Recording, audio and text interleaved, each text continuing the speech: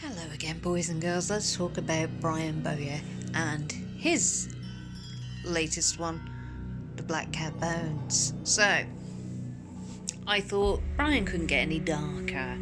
You know, I read Countdown to Oblivion, I read Scarlet, and no, he proved me wrong. He proved me that he can get darker, and he knows his subject matter quite well, especially when it comes to this particular subject matter. So, Lissa is a little girl who lives in a house that is basically fueled by abuse and drugs. One day she goes out pet hunting, a bit like what I used to do. I used to go and be like, oh, a butterfly, I want a butterfly in a jar. However, she ends up on this particular day meeting this really lovely, I'm going to go with going by the description that Brian puts into the book, I'm going to say ex-vet that now lives on the streets. And I think it's the most kindness she's ever been shown by another person, because her and Darnell, their relationship, just over a day you can tell that she's such a trusting and such a sweet kid. But she's 9 years old and she's basically told him all the horrific shit that's going on in her life. And I feel like this is a protector kind of character that's been brought into play. Well, until, Brian decides to kind of take away that security blanket in the form of Darnell, disappearing into what can only be described as a portal from hell or dimension or whatever. So he gets pulled out of the scene and she's all alone again and having to go back to an abusive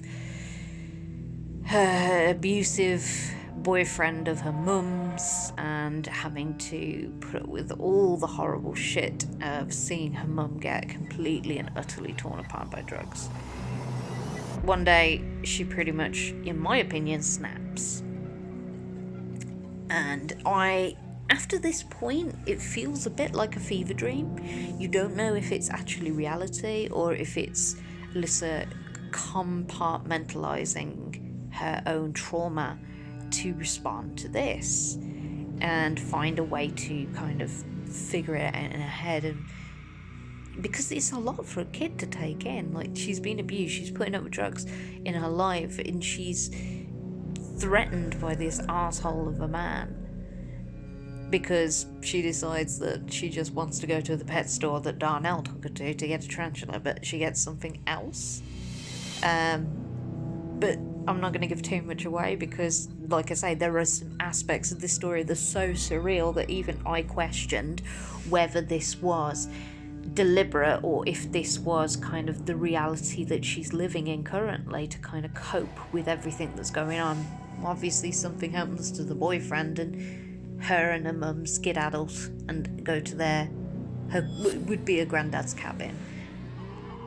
And it is just such a bleak story because it's the way that Brian puts it across is such a dark, it's so wow. I mean, I needed Disney after this. I always need Disney after Brian's work though, because Brian knows how to, but yeah. So with this one, it's a child basically watching drugs completely obliterate her caregiver, her mum.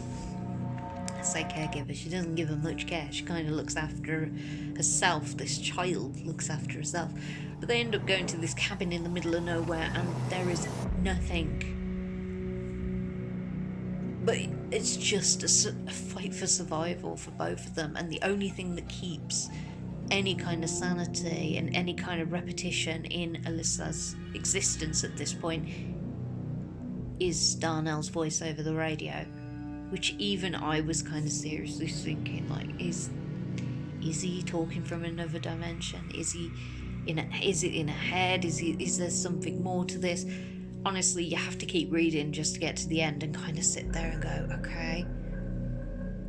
It's a lot to unpack, but it is Brian's work, and he's just such a good job at forcing out these kind of subjects that are very taboo, like, drug abuse and stuff like that. But to see it through the eyes of a child is it's reality horror in my opinion. He does it quite well, does it really well, which is, it's such an unsettling read, but it's also quite you have to read it again to try and see if you missed anything. One of those kind of keeping the mysteries right till the very end, which is what I love about his work, to be fair.